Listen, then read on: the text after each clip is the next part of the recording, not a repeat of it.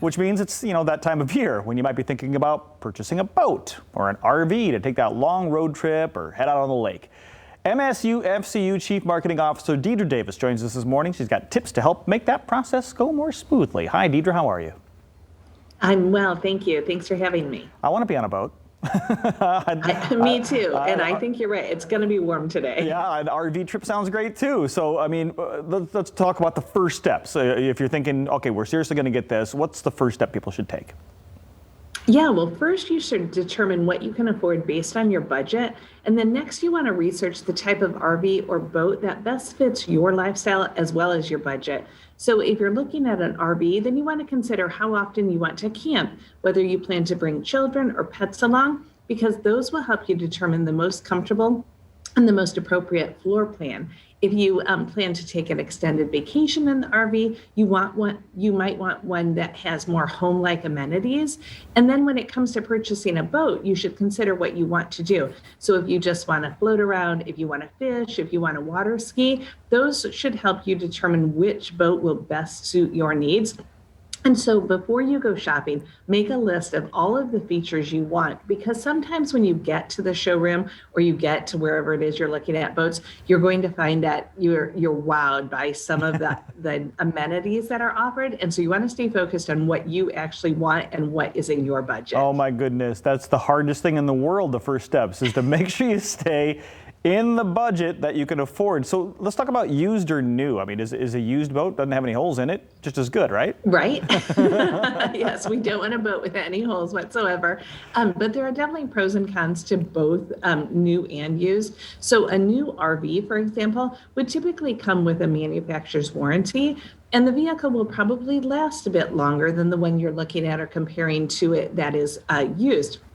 And then the price of that new boat or RV is going to typically, again, be higher than the used one, but it will probably have a lot of extra features. So, for example, it might be a more efficient boat engine, or there could be extra room for passengers to sleep in the RV. So every year, different features are added. And so you might see that there are more options on the newer either vehicle as the RV or the boat.